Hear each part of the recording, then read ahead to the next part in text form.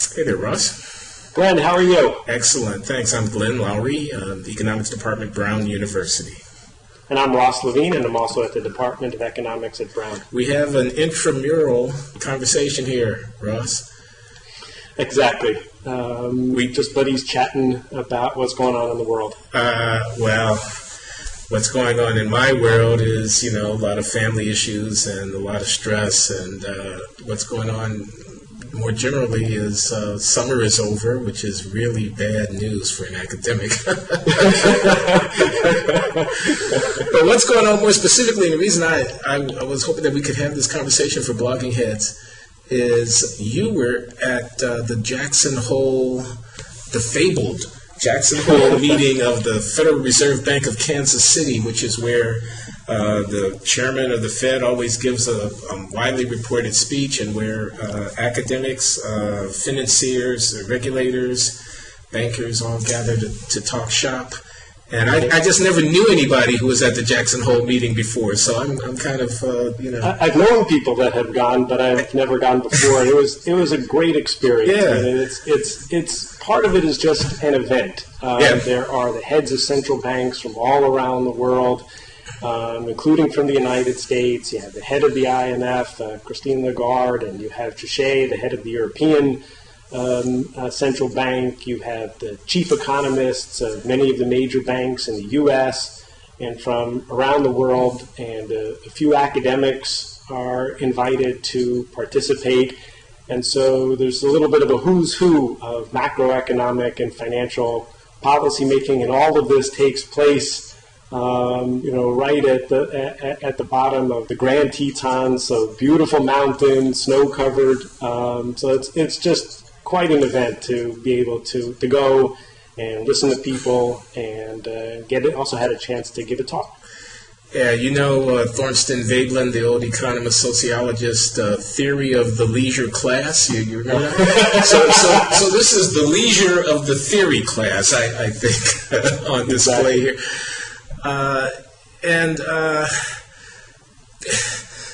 This world of high finance, you say central bankers, right, and you say bank regulators, but I presume that they're also the bankers themselves. Exactly. Who are present in large numbers. And are the investment bankers also present and represented? No, commercial bankers. Commercial bankers.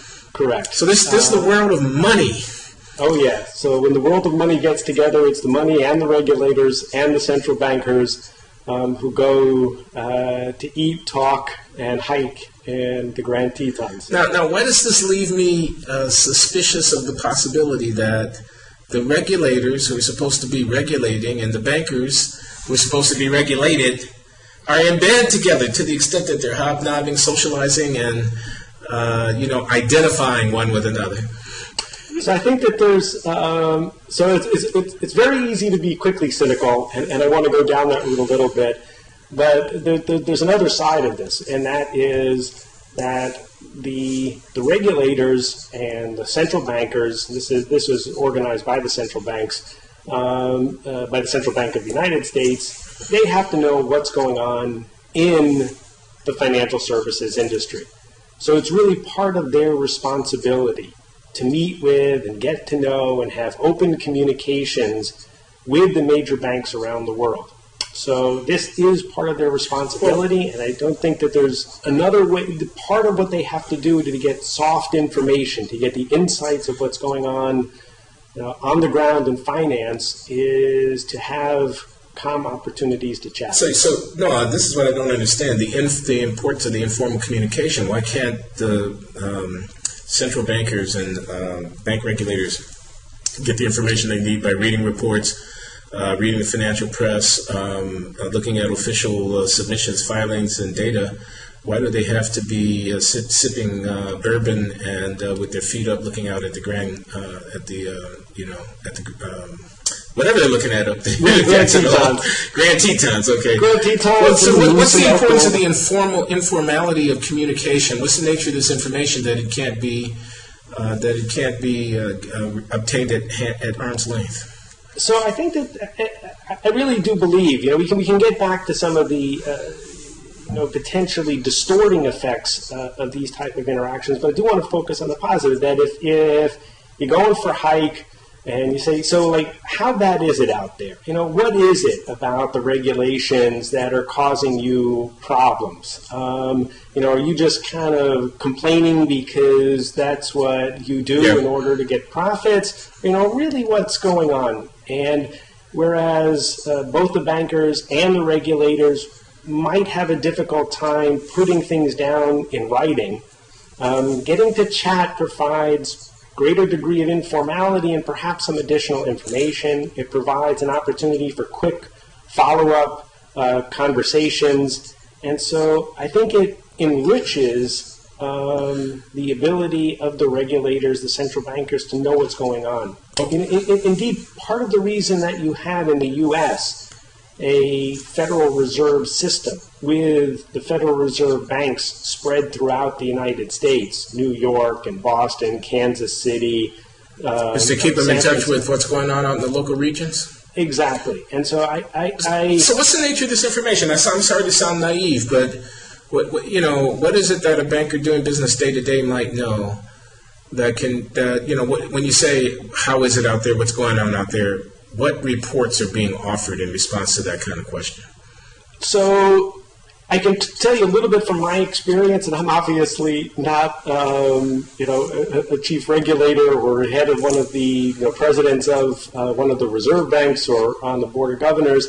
But for example, there's a new Financial Reform Act that was just put into place, Dodd-Frank. Yeah, I heard about it. And there are a lot of complaints from the bankers that this is impeding their ability to lend and hence to promote their recovery.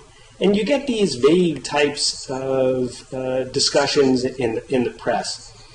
But if you go to Jackson Hole, it doesn't have to be Jackson Hole, but it's a nice enough place as anywhere else, and actually a much nicer place than most places. You have a chance to sit, whether it's over breakfast and a cup of coffee, and say, okay, so what is it about this bill that's really a problem? And then you can go back and forth. And so the bankers might say, well, there's too many regulations. You say, well, which regulations? It's like we have these rules in place in order to curtail certain risk-taking. You say, well, I understand. The banker might say, well, I understand that. But it's not curtailing risk-taking. It's having these adverse effects on the bank. And this back and forth allows the regulator to sort of assess whether the bankers are communicating a legitimate complaint in the sense that maybe the regulators have imposed certain types of restrictions that really are curtailing the efficient intermediation of resources from savers to firms, or maybe they're just trying to fool and hoodwink the regulators in order to get them to relax a restriction that is going to allow the banks to make more profits. And so the regulators, by having this back and forth without having everything all written down, I think a wise regulator can potentially get quite a bit from that type of a discussion. Okay, so I think it might help for us to be a little bit more concrete here. As I'm hearing you, what I'm imagining is that, so let's take Dodd-Frank. It's a piece of legislation. We can talk about the details. I'm not an expert, but it imposes various limitations and restraints on what banks can do or how they do it.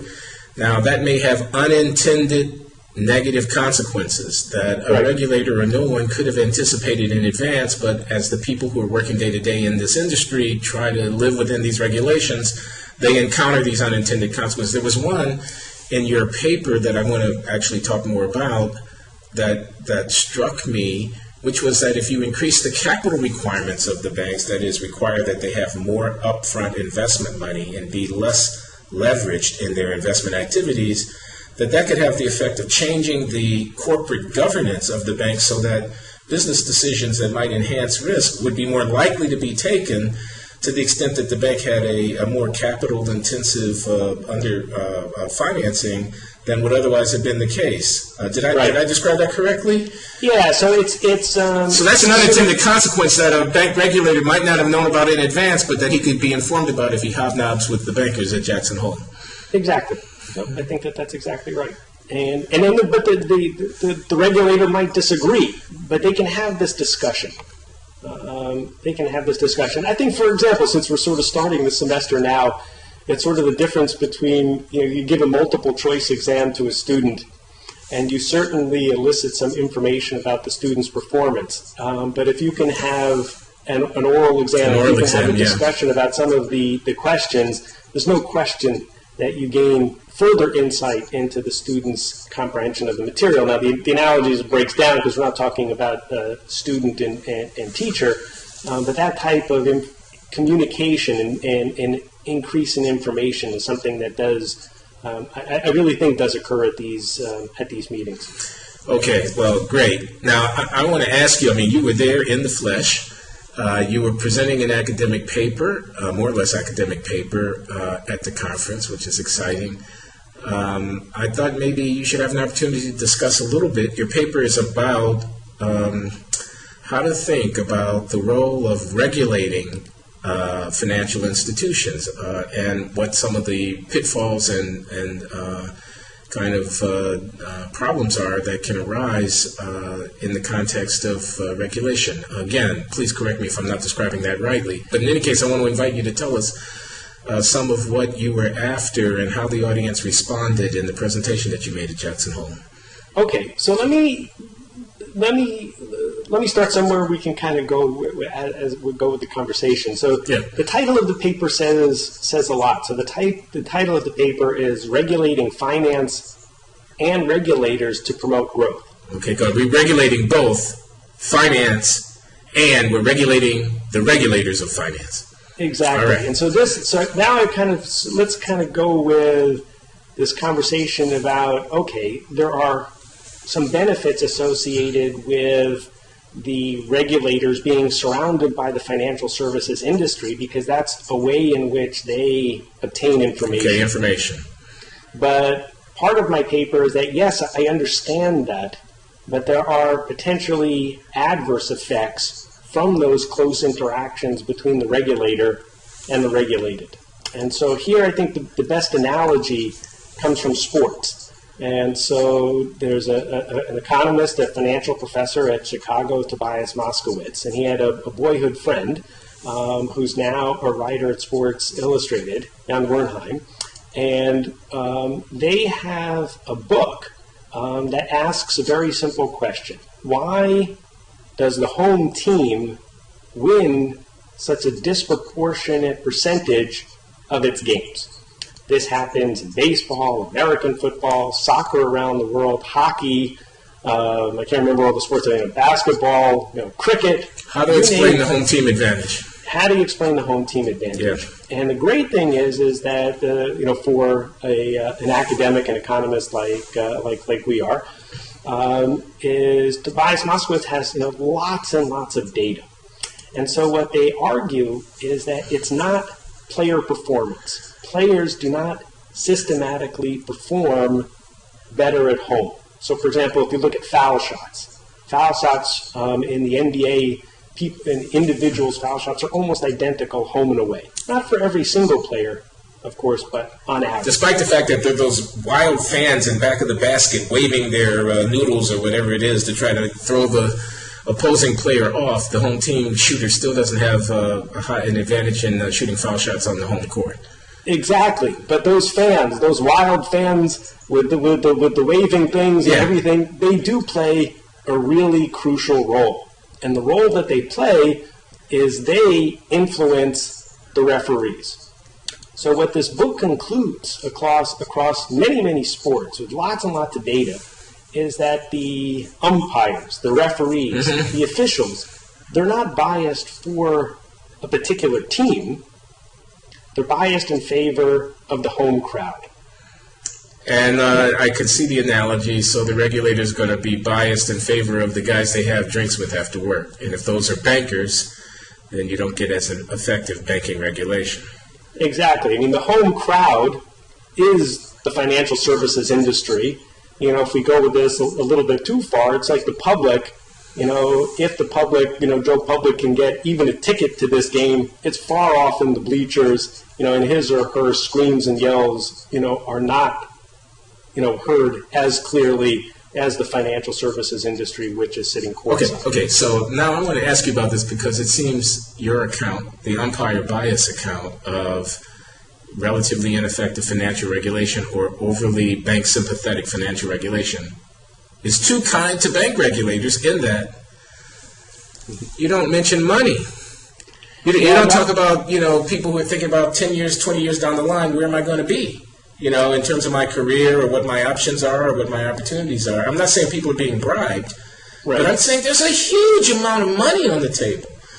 And, I don't see that having any analogous counterpart in the case of sporting events. I don't disagree. So as an economist, I'm very attuned to incentives. And so when one looks at the revolving door meaning that people from the financial service industry go and become regulators and central bankers, and then those same regulators and central bankers go back to the financial services industry. Yeah. So this issue of, I want to keep that lucrative door open when I'm done, doing my civil service to the country. I understand that. And, in a book that I have coming out, we document how prevalent that is. But my problem with that, with putting too much emphasis on that money issue, is that I know many of these regulators and central bankers, and I don't believe that that's the primary influence, at least in the United States. That I am much more attracted to this home field advantage story of why there's regulatory bias, because it explains why people I know and respect would argue, very, very, very vigorously that they have no bias and they are simply looking out for the public interest. Just as an umpire would argue vigorously, that there is no way he is biased toward any team or the home crowd. But when you show him or her the statistics, a sports umpire, it's right there. And so rather than arguing that the regulators are corrupt, which I just don't see, it's much more easy for me to argue that regulators are human. And human beings have this natural bias towards making peace within the community that they operate most frequently and comfortably. And so that's why I don't have proof of that, so I understand where you're coming from in your questioning, but that's right. I got to put on my Huey P. Long hat here, my rabid, populist, demagogic hat here, and say to you the following. Some people in this country are damned mad that we've got a 9+ % unemployment rate, that we've got houses underwater and mortgages in default all over the land, that we've got 401ks that have bottomed out and gone through the floor with people's defined contribution retirement plans, and that the economy is stalled and we're hurting, while bankers, this is the caricature, this is the kind of cartoon view of the things, are paying themselves bonuses, making profits hand over fist, getting bailed out by the government, too big to fail and doing just fine. Yep. Now, we people who are mad as hell about this are damn sure not sympathetic with bankers. And we're having a hard time understanding how those who are elected or appointed by elected officials to represent the public interest can be overly sympathetic with bankers. In other words, who they're sympathetic with, who they understand themselves to be friends with, of the same sort, is endogenous. It depends on the politics that's going on behind the scene. Why don't they identify with working people? Why don't they identify with the taxpayers? Why don't they identify with public employees of municipalities that are going under, or whatever it is? So I'll stop my Huey P. Long rant and just leave it at that. The regulators who have this umpire bias, what I'm trying to understand is why they're sympathetic to the bankers as the home team. Why they define bankers as the home team and don't define Main Street as the home team, since we're the ones who pay them. Yeah, so I think that there's a couple of things. So I think one is, and I want to come back to, I think people really are angry, and this anger is mixed with confusion about what happened. And so this anger can get, kind of focused on a lot of things. Okay. I think that, kind of going back, I think that they're very, very reasonable people can disagree about why the regulators, especially over the 10, 15, 20 years before the most recent crisis, were biased in favor of the financial services industry. Okay, so the populist might say it was the attraction of money to regulators once they left their regulatory offices. Okay? Right. I might argue that it's this home field bias, that essentially the regulators are surrounded by the financial services industry, and so it's not that they're corrupt, it's just that in that social milieu, they're sort of biased in a particular direction.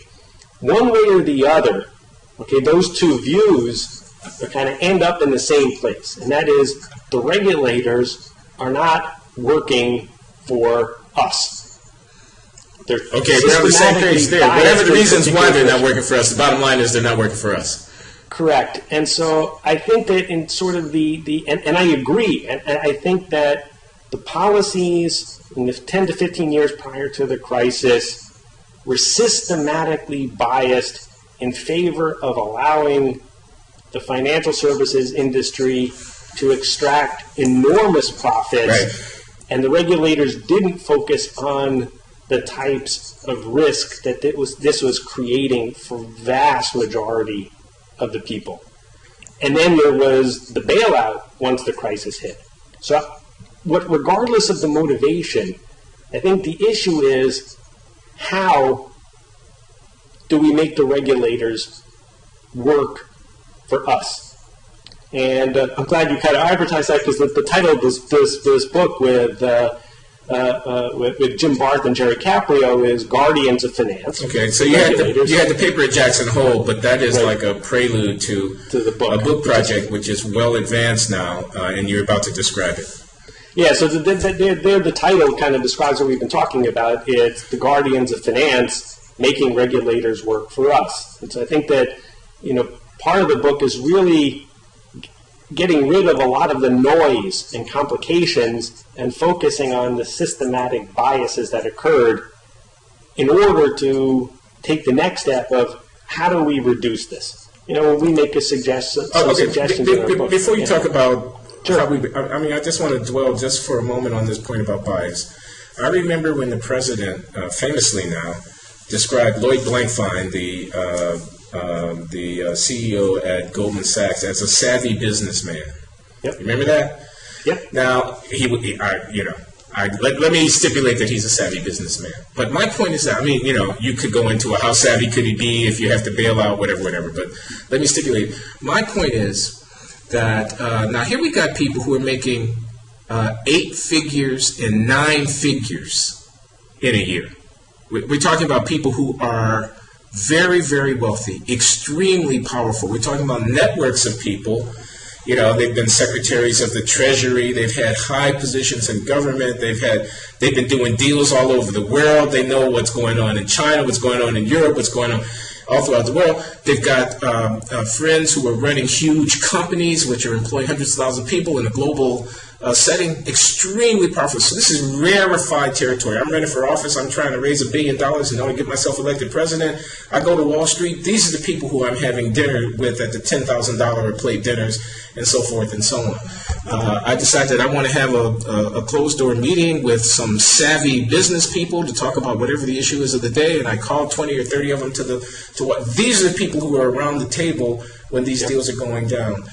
And while it may not be corruption, there certainly could be seduction of people by the aura of this power and this money. And the thing I'm after here, Ross, is the legitimacy of the inequalities that we have in our society, like people who are making $200 million a year, or people who are paying themselves huge bonuses, or people who are controlling vast financial resources and are making decisions that have huge implications for millions of people, the aura that surrounds them, the kind of, can seduce a president of the United States, let alone a bank regulator. And there's another sensibility, one that would look at Lloyd Blankfein not as a savvy business, not as a meritocrat, somebody whose wealth, power, and all the rest has been earned because he was just at the head of the class. He was number one. Somebody who would look at him as a robber baron, Cornell, as a plutocrat, as an oligarch, as one of 10,000 people running the world, anti-democratic, plutocratic. And that would be a very different sensibility, and a person who came with that ideological sensibility would be less likely to be seduced by the fact that the guy's wearing a Rolex, or that he summers in a Swiss Alps summer resort, or that he knows the guy who was the last Secretary of the Treasury. Yeah, so... I'm sorry, that was a rant, but... That's kind of big. So, I don't want to demonize Lloyd Blankfein. I know you don't either. You're sort of kind of... No, he's just an example because the president mentioned him in that comment. I know that. So I think I think that I'm going to avoid the question a little bit, and then I'm going to ask you. Okay. So I think that the financial sector is extremely powerful. Okay, the financial sector is extremely powerful because it mobilizes resources and then it decides who gets to use those resources. Yes. If it makes those decisions well, then capital and hence opportunity, this is the key thing, and hence opportunity flow to the people with the best ideas and the most entrepreneurial energy. If the financial system doesn't do its job very well, then capital tends to flow to the people who already have a lot of wealth, or have a lot of political connections, or both. And in most countries around the world, the financial system doesn't do very well, and capital tends to flow to a very narrow segment of people in society. One of the things that's distinguished the U.S., on average, and compared to other countries, is that the financial system has tended to do a comparatively good job at expanding opportunities. Not as good as we would hope it would do in the long, if we could make things better, but certainly compared to most societies. However, one could question whether that's been distorted a lot over the last decade or two. And so I think that when I say that the financial sector is powerful, it can be powerful both for good by expanding opportunities, but if distorted, it can be powerful in a very pernicious manner by allowing a few to extract enormous wealth and leave everyone with the bill. And I think that's partly what has happened, and hence, people are justifiably really angry. But now we're left with this problem. If you get rid of the financial sector, or you severely restrict its ability to intermediate credit effectively, okay, you can curtail economic opportunities, which is what we see in many countries, and hence, not only do you hurt growth, but you also sort of hurt the opportunities of people who don't have the advantages of their families having accumulated a lot of wealth. And so we're in a difficult position where right now something is seriously wrong. And the problem is getting us to move in a direction where the financial sector operates effectively again. And so I understand, and I too am very angry. But how that anger manifests itself in actual policies now will have really big implications for the things that you're talking about, the things that we care about in the coming decades. Okay, so you're worried that my kind of demagogic and populist thing might overshoot and end up over-regulating or doing things that would make matters worse, not better, in reaction to... I think I'm thinking two things. Actually, let me ask you, because people are angry. Yes. And you've voiced that, but you don't. So what I'm hoping is, I was hoping that anger would manifest itself in a kind of a serious rethinking and change. And instead, what Obama did is he appointed the same people, or many of the same people, that got us into this mess. So there was very little change. So the question is, where is this anger coming out? So people are mad, but how is it where is it going? I think it's very clear that the anti-establishmentarian energies in American politics are now on the right. They're with the so-called Tea Party and the people who run for president saying, I'm going to make the federal government as inconsequential in your life as I can possibly make it. At least that's the way it seems to me, that the discrediting, the sort of demystification, right? I mean, I think about this a little bit the way I imagine a sociologist would think about it. I mean, we economists talk about the mechanisms and the engines of inequality, resource allocation, economic growth, and so on. But there's also the interpretation or the meanings that end up getting attached to economic events. And I think about the kind of demystification, right? I mean, people making huge sums.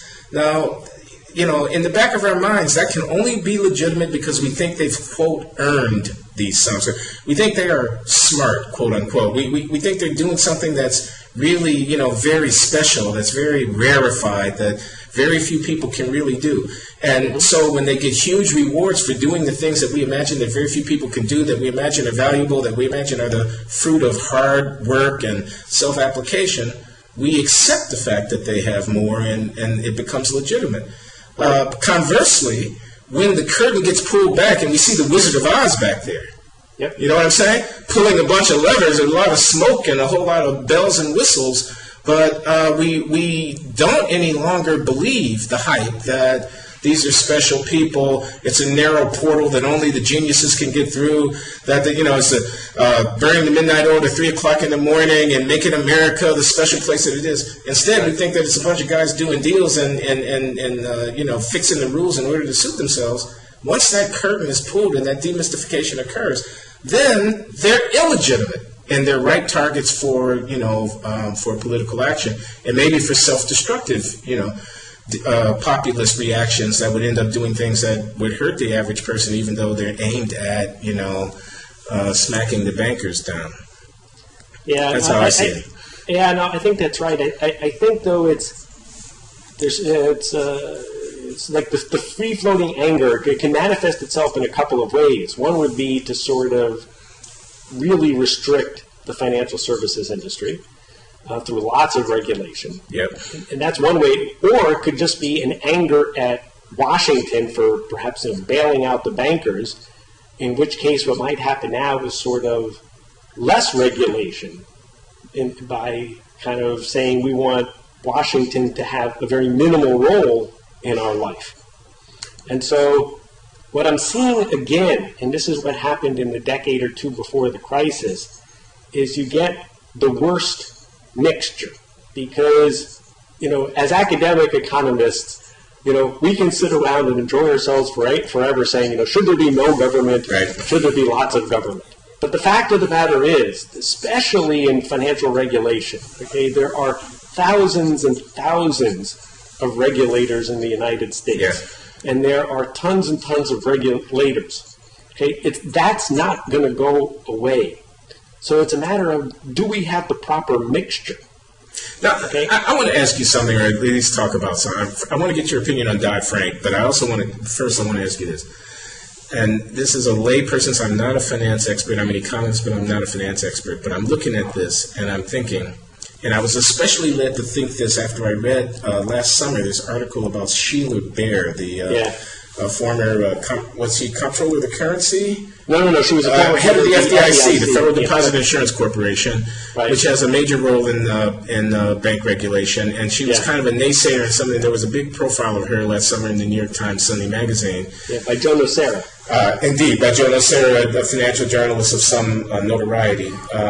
And she was saying, she thought that Bear Stearns should have been allowed to fail and not bail it out.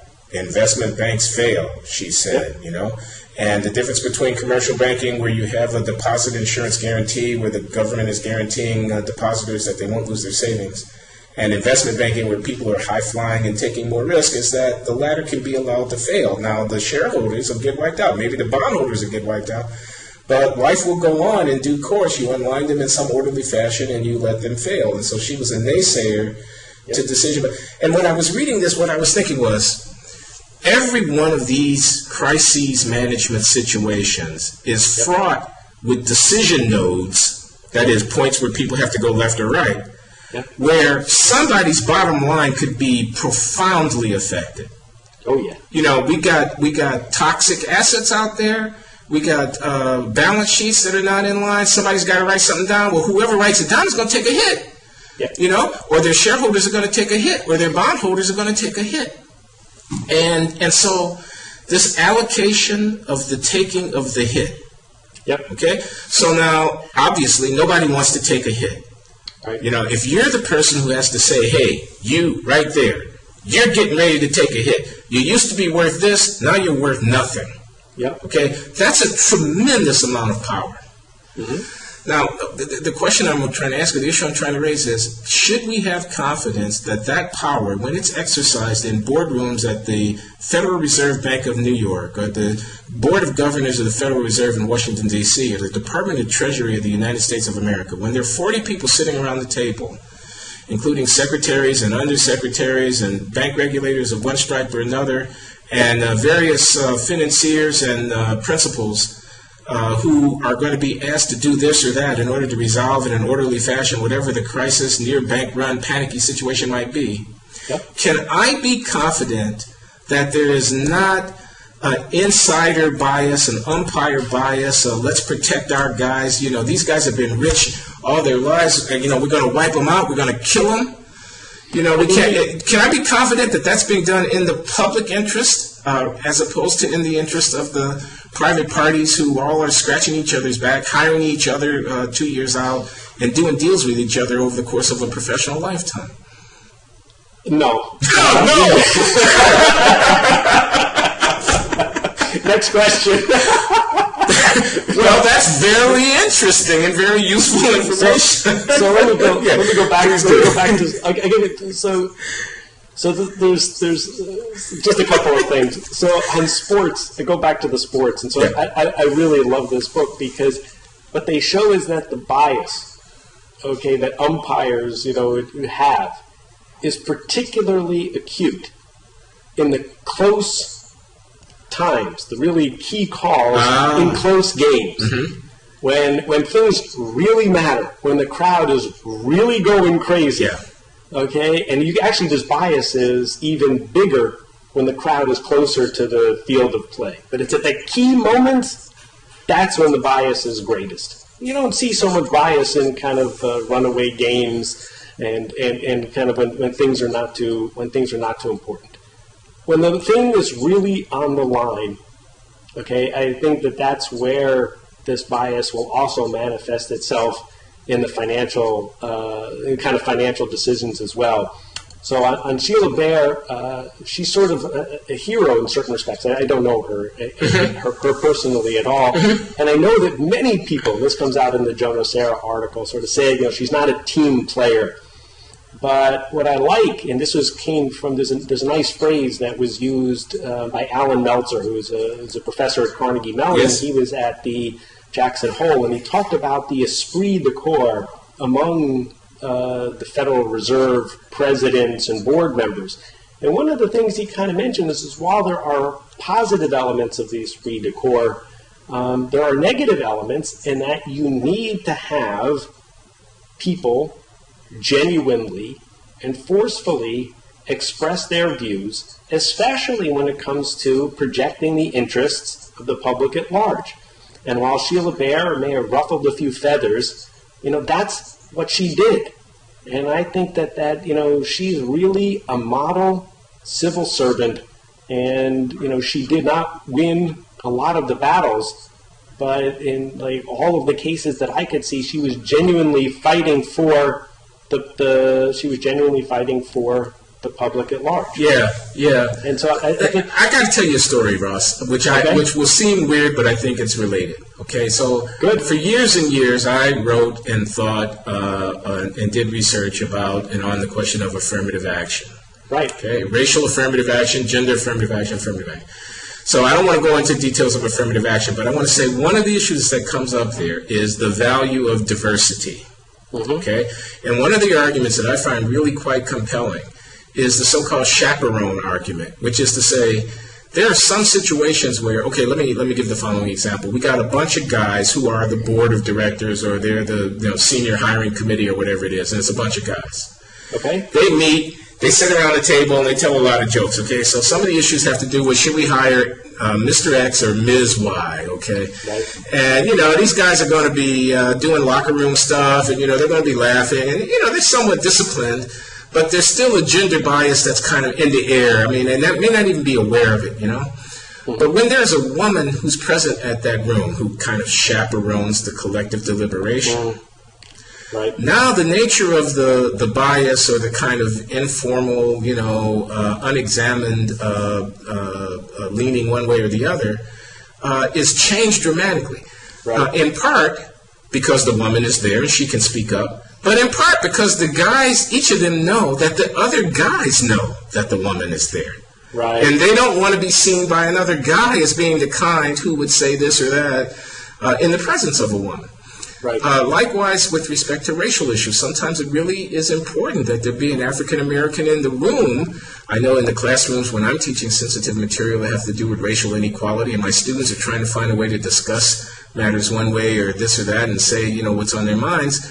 It is dramatically different to have a diversified audience. Okay, that's all by way of saying, well, let's diversify the ranks of the people who are exerting power. This is not such a rocket science kind of enterprise that only, the chosen few who've gone through the initiation rite and know that special handshake can be allowed in the room. Yep. What's wrong with letting some left-wingers? So, hey, people like me, I'm literate, I'm an economist. I'm not advocating anything, I don't want a job, I'm just saying. Hey, we need you at Brown. No, don't make it personal. I'm not advocating for anything, but I'm just saying that there are intelligent people who could be in the room and be a part of those conversations who would feel much closer to, who know personally, who, just last week when they were visiting their Aunt Sarah, had a conversation with a working class person, know somebody who's unemployed, feel the pain of the African American or Hispanic communities or the lower class, rural, whatever it might be. So diversity. Opening things up a little bit and letting in other voices. Is that just kind of naive talk, or is there anything to that? So, I don't think just. I sort of agree with everything you say that there are huge advantages to diversity. Many of them. Sort of you don't see directly in any particular decision, but in the whole process of evaluating, you better get a better group and a better decision and a better environment.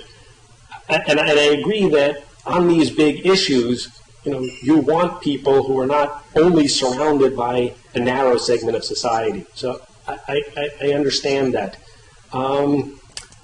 My concern is that you put somebody in that environment. Okay, and they're surrounded by the same home crowd. Yeah. They're going to feel certainly a little bit insecure. Much of what goes in finance, as many other very technical disciplines, is difficult to know all of the nitty gritty, and so it can be difficult to sort of defend your view in an area in which you're really not an expert. On kind of big decisions, yes, but on a lot of the technical issues, I'm not so sure. So, for example, I remember teaching the class, my financial institutions class, during 2008 as things started to come to the fore. Yeah. The students were like, just let Citibank and Bank of America fail. That way you would avoid sort of the incentive problems. And then what I would tell them is, I said, I understand the principle because, I taught it to you. but imagine you're sitting, or you're laying in bed. It's 3:00 in the morning. You're staring at the ceiling. Okay, experts from around the world have been calling you all day, telling you that if you let these banks fail, okay, it is going to be an order of magnitude worse than the Great Depression. Yeah. Okay? Do you have so much confidence in your moral hazard and the efficiency of markets that you still make that decision the next day? So I that's I think that's a tough call, but it means that there is a technical expertise there that's important. I'm not against the diversity, but you bring up something else that I think I would advocate. And so when you talk about sort of having diversity in the room, because part of what it does is it affects the decisions of other people. Yes. They think differently. So the story you told is when there's a woman in the room, the men behave differently. Right, toward each other, indeed. That this again, maybe too much sports, but this again, you see in sports. So for example, when they electronically monitor the balls and strikes of umpires, okay, and they can see that there's a home field bias. Sometimes the umpire knows that he or she is being monitored, and sometimes the umpire does not know. When the umpire knows that they're being monitored, the bias falls. Yeah. There's some sort of subconscious change that goes on, very much like what you're talking about. I think in financial regulation, there has to be a mechanism through which the public can have some sort of an instant replay or electronic monitoring of the regulators.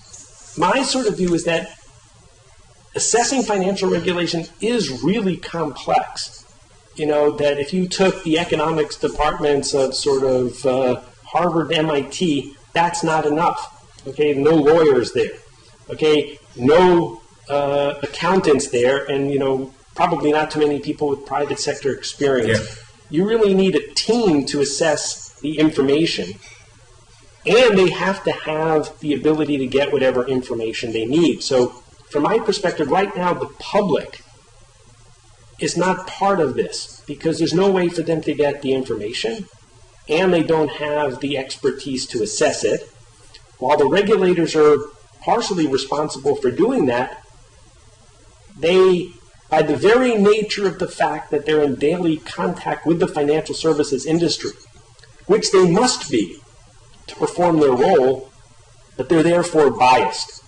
There has to be some sort of an instant replay or electronic monitoring. We need some additional institution to help in assessing. So that's a way in which I would suggest is an additional mechanism for getting this diversity as part of the decision-making process. Now, what about critical input from the academic community who have the expertise and presumably because they're not being paid by banks but instead are taking the piddly sums that we receive for compensation for our services, they should be, more independent and able to sort of, that's what you're doing, as I understand it, kind of an independent critical assessment of the system and so on. But isn't that the job of journalism and the academy to provide that kind of informed but not biased assessment? Yes, but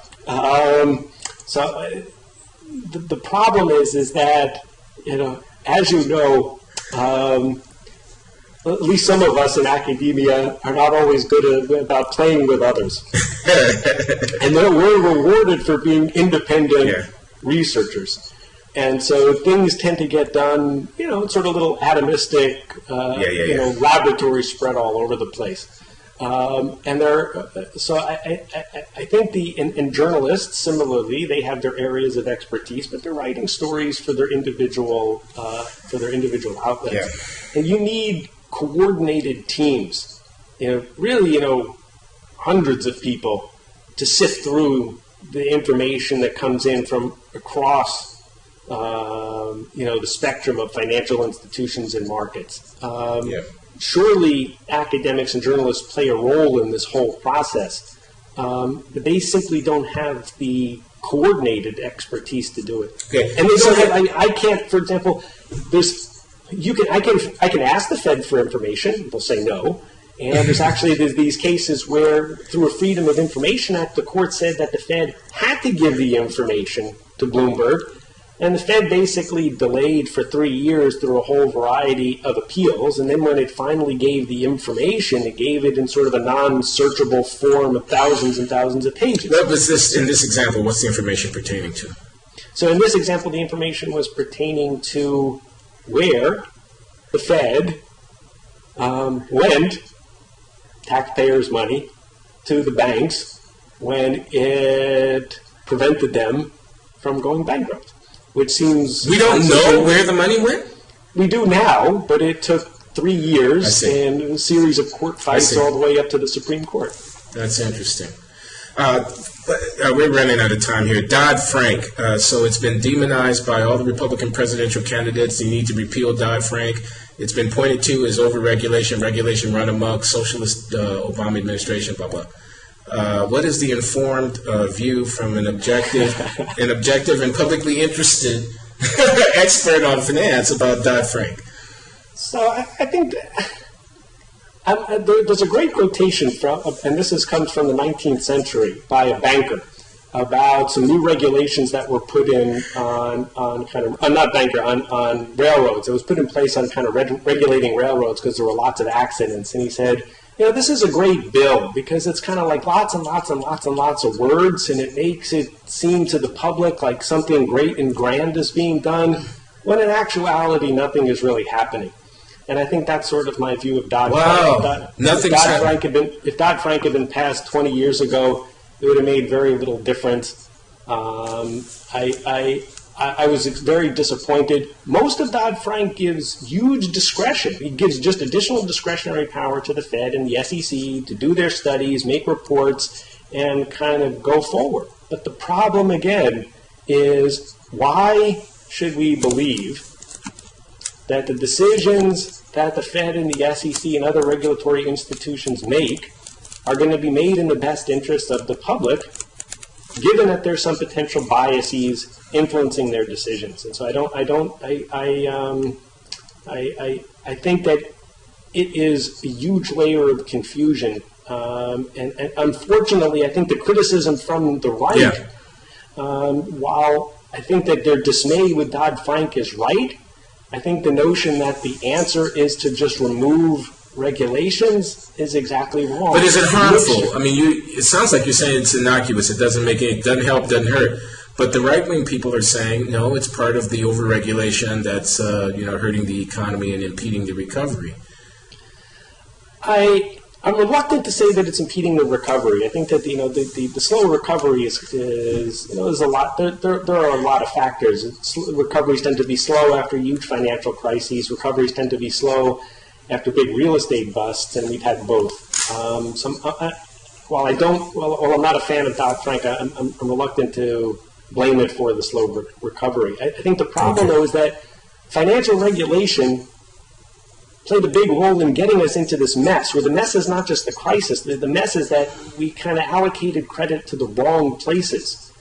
And so we need to fix the regulatory environment so that the financial services industry, as powerful as it is, has the right incentives to seek out the best investments. And so if Dodd-Frank doesn't do anything except make us feel like we did something, then we're not fixing a broken system. And that will impede opportunity and growth. And so that's why I think Dodd-Frank is a big problem. So, okay, one of the concrete kind of proposals that I've heard floated around is to do something, this is on relief for homeowners whose mortgages are underwater or whatever. Right. So the housing market implodes, the value of these assets, these houses that we own, falls, the market value of them falls, but we have these mortgages, we borrowed money against these assets, and we owe the money. Now, if the value of the house falls, whatever money we put down may get wiped out, and indeed we may end up with a house that's worth less than what we owe the bank. And so we're bearing all the risk of the fluctuation of the price of the house, that is, we homeowners. We're bearing all that risk. Our down payment gets wiped out, and if the house falls below the value of the market, if the value in the market of the house falls below what is owed on it, we still owe the face value of the mortgage. Okay, So the people who loaned us the money for the house are taking no risk, at least theoretically, if we pay. They're taking no risk relative to the fluctuating value of houses. Now, some people are coming along now and saying, well, that should be modified in one way or another. Maybe bankruptcy laws should be changed, or other laws should be changed so as to allow for homeowners to be protected. Maybe we wipe out any down payment that they put down, but if the value of the house falls below what they owe on the house, then the bank has to eat that, or there's a renegotiation of the relationship between the homeowner and the bank, in which part of that loss is borne by the bank. Now, that's all ex post facto. That is, when the banks went into the deal, they assumed that they were going to get paid 100%. The whole idea was the borrower was bearing the risk.